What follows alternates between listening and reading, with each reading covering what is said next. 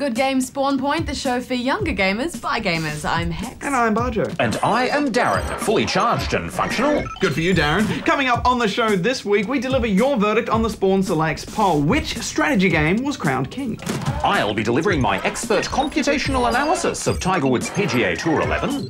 Darren, who said you could start doing reviews? Yeah. If you check the inbox, you'll find the viewers insist. Well, I'm not so sure about that. Anyway, let's kick things off with a review of a game you can play for free. We love freebies here at Good Game, and we also love the Need for Speed series, so imagine our delight when we found out that there'd be a Need for Speed MMORG and it would be free. Yes, an MMORG, it stands for Massively Multiplayer Online Racing Game, for those of you not down with the lingo, but this game's called Need for Speed World. The Need for Speed franchise has been going for over 15 years. It's spawned some excellent racing games like Hot Pursuit and the latest, Shift. This game's on PC, but it's not absolutely free, is it, Hex? No, not really. I mean, you can download and play it for nothing, sure, but once you hit level 10, you'll stop leveling up and unlocking new features unless you buy a starter pack. Yeah, and I hit level 10 in one night, but that's not really my biggest complaint here. It's this. Epic lag. All the servers for this game are based in Europe or America, so it takes a long time for that data to go over there and come back to us. There's no servers in Australia. It's not such a big deal in games like RuneScape, but here it's a big deal. I hate lag. Ah, yes, it's the gamer's curse.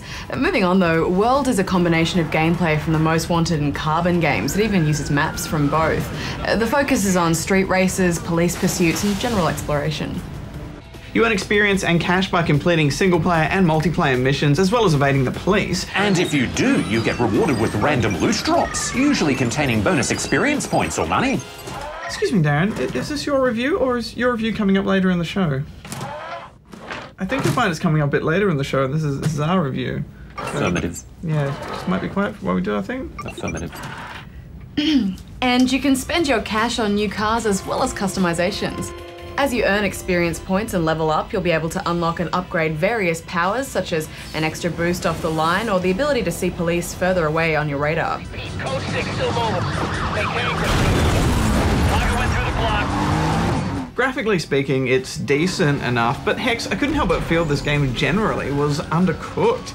The exploring and the racing and the evading police was fun for a while, but then I just got bored and certainly wasn't interesting enough or engaging enough for me to pay to play anymore. Well, fair enough, but I still think it's a great model for an MMO to take.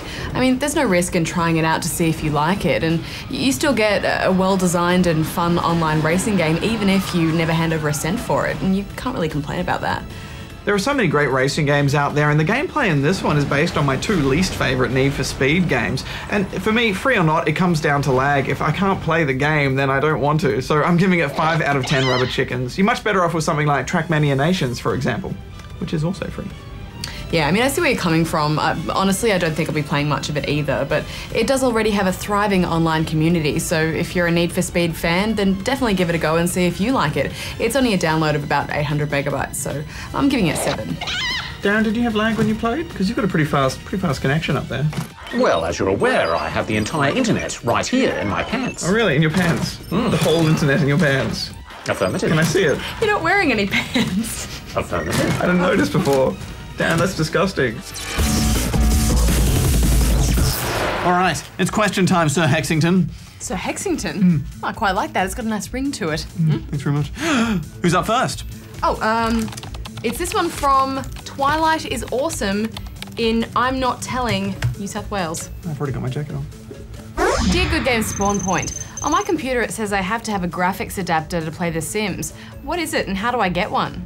Well, Twilight is Awesome. A graphics adapter is just another word for a graphics card, and you can find them in any decent computing shop. It's not quite as easy as just buying one though. For starters, your computer must have either an AGP, PCI or PCI Express slot on your motherboard where the graphics card will fit. Your motherboard manual will tell you this information, or you can look it up online.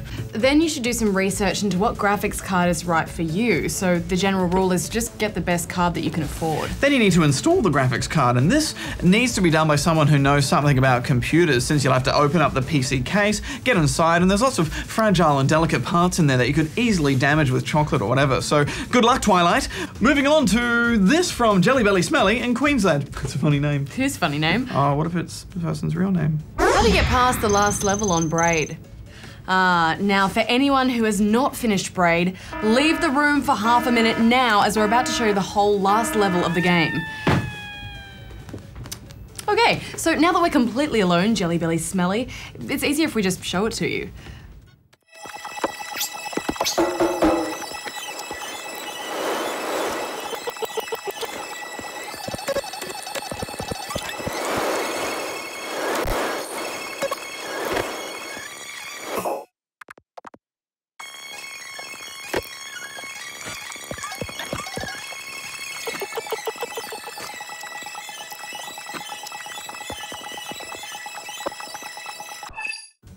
Such a great game. You can all come back now! Right, next up, let's move on to this from Alex in Bligh Park, New South Wales. Dear Good Game, when you showed Super Mario Galaxy 2, it looked really fun, but Super Mario Galaxy 1 looked really fun too, and I was wondering if you had to play 1 to know what happens in 2. Well, Alex, to cut a long story short, no. You know, we could probably tell you the storyline of every Mario game that will come out in the next 20 years, even though they haven't been thought of yet. That's right, the princess, Peach, will get kidnapped by Bowser and Mario will have to collect stars to save her. It's been the same story in every game to date, and Nintendo show no signs of messing with that formula, so go right ahead and jump straight into number 2. All right, next up we've got this from Chris in Adelaide. I was just dancing. Is the 3DS already out? And if not, when will it be? Thanks. No, it's not, Chris, and no one knows when it's coming out. But Nintendo have announced the date that they will reveal the release date. Hang on, that hurts my head. So they've announced the date, they will be announcing the date? What? Yes, and that date is September 29th. A release? That they'll be Release releasing date. the Release date. That's not the release date though, that's the date they'll be announcing the release date. I feel better. That was madness. Okay, next up, this from Smiley Vampire Girl in Transylvania, Victoria. Are there any good adventure fighting, ghoulish, vampirish games? If so, are they good for 10-year-olds? Say hi to Darren, he's awesome, but don't worry, so are you. Well, Smiley Vampire Girl, there certainly are a few decent vampirish games around, but I'd suggest something from the Castlevania series would be good for you. Castlevania's Symphony of the Night is considered a classic in the series, and it's got vampires and ghouls and fighting, so it should be right up your alley. And you can get it on either Xbox Live Arcade or PlayStation Network. Also, the point-and-click puzzler A Vampire Story is worth a play. There isn't really any fighting involved, but it's a funny and entertaining adventure for the PC. All right, Badge, last one, and it's from another mystery viewer somewhere. It's question mark from It's a Secret in New South Wales. I can't handle these enigmas. I know. I love the show and you two are great, but could you please let Darren review a game? That's utter madness. Oh, come on, Badge. We should let him have a go at it. I mean, how bad could it be? Well, for starters, he's got pasta scoops for hands and he's completely insane. But okay, if it's what the Spawn want, then it shall be done. But for the record, it's on your head, Sir Hexington, if he goes around lasering a bunch of people on a rampage. You're completely overreacting. It'll be fine. Not overacting. I hope. Well, let's call it quit for this week, and I'll go tell Darren that he's got a review to do. Come on, Darren. Got some work to do. Get off the phone to Mumbot. Stupid robot. Right. Well, thanks for sending us those questions, and remember, if there's something bugging you in your game, then you can bug us about it here.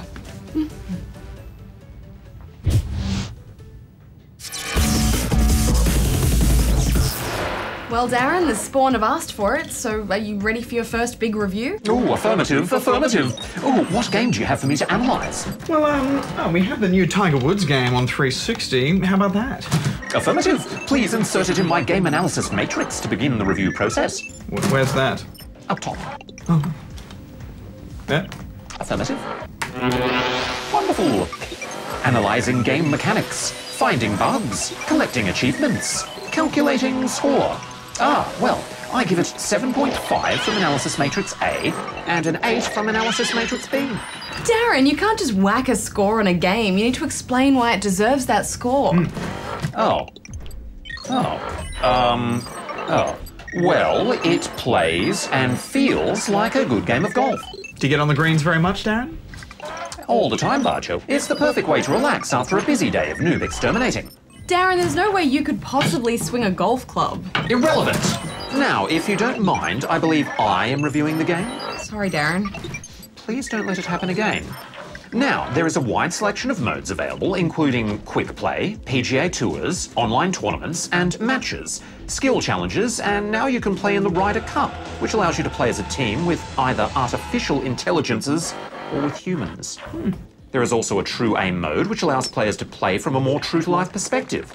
Also new is the focus game mechanic, which allows you to fine-tune your shots by improving your aim, adding power, or adding spin.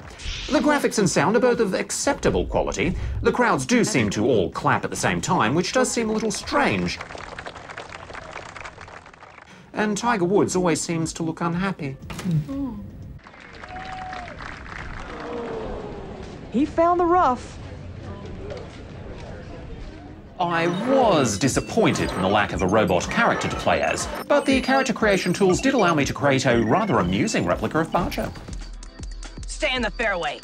Stay in the fairway! That looks nothing like me, Darren. Reviewing Bajo. Sorry. I finished reviewing now. Oh. Really? That's your entire analysis of the game? Negative. They've also included experience points, which you can earn through playing and completing challenges, which allow you to level up your own golfer. Developers refer to this as player investment because it continually rewards you for the time you spend with the game. Many games these days include such features since it's an excellent way to keep players playing their games. Darren, but what's the score again? I already told you. I gave it a 7.5 and an 8. Thanks very much for that, Darren. It certainly was in-depth. Sarcasm detected. Thank you, invalid. No, I was being completely honest. That sounded genuine. It was completely I thought genuine. That was genuine. My lie detector is infallible, Bajo, and I can see you winking at the camera. I had flies in my eyes. He totally got you. His eyes are on the side of his head so he can actually see. He's like a predator. Alright, it's time to see which strategy game you, the Spawn, have selected for us to review on the show this week. And this time you got to choose between Advance Wars, Total War, and Halo Wars. Darren, the results, please. Tallying votes, calculating percentages, cheesing noobs. Ding! The Spawn have chosen Halo Wars with a healthy 60% of the vote. Great choice. Well, Halo Wars came out in 2009, and it was the first Halo game that wasn't a first-person shooter. It was a strategy game, and also the first Halo game not created by original developers Bungie. That triggered my irony sensor, Bajo, because the very first Halo was meant to be a real-time strategy game, but was changed early on in development to become a first-person shooter.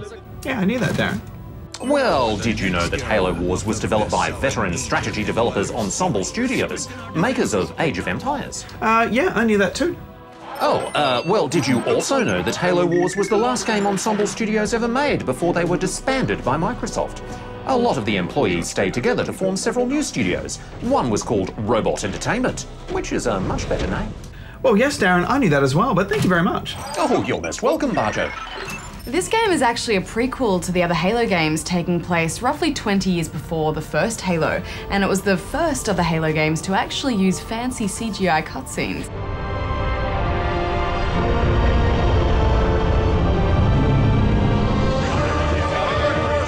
Hard starboard. Hard starboard, aye.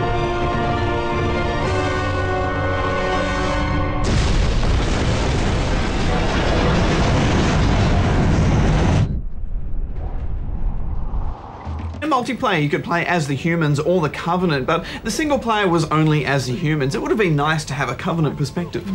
I think strategy games have always struggled on console though, haven't they? They don't have the precise controls that you get from playing with a keyboard and mouse on PC. Yeah, but Ensemble really did a great job of designing a strategy game from the ground up for the 360.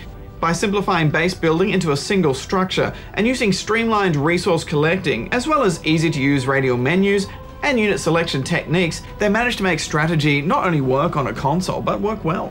Yeah, that's true, but I think all that streamlining made it a bit of a simple experience for the die-hard RTS fans. You know, it had that kind of my first RTS feel to it. It did, but you know, it was just nice being in this universe. You know, the Warthogs sounded like they should, and what's not to love with ripping through a group of Covenants while commanding a squad of Spartans?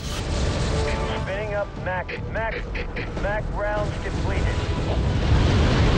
Well, the hordes of Halo fans certainly seem to love it, with the game selling over 1 million copies worldwide in the first 2 weeks of sale, making it the most successful console strategy game ever. Yeah, and it's such a shame that Ensemble Studios are no longer around, not only because they made great games like Age of Empires, but also we may never see a sequel to Halo Wars. Oh, are you sad, Bajo? Yeah, a bit. Do you think you're going to cry? Yeah. Oh, well, we should leave him be. Come on, Hex. Bajo needs some privacy.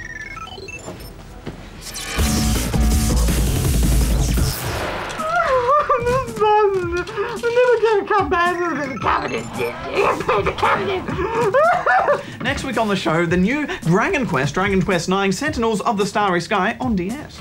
Plus, we answer more of your questions in Ask Good Game, and remember you can interact with us online at our website here. Until next week, gamers, may all your games load quickly. Bajo out. Hex out. Darren out. Oh, can I review another game next week? Negative. Oh, Hex, can I review another game next week? Sure, he did a good job. I guess he did. Affirmative. Affirmative. You're great. Just won't let me have a go. Negative. I want to go. Negative. All about wanna you, go. isn't it?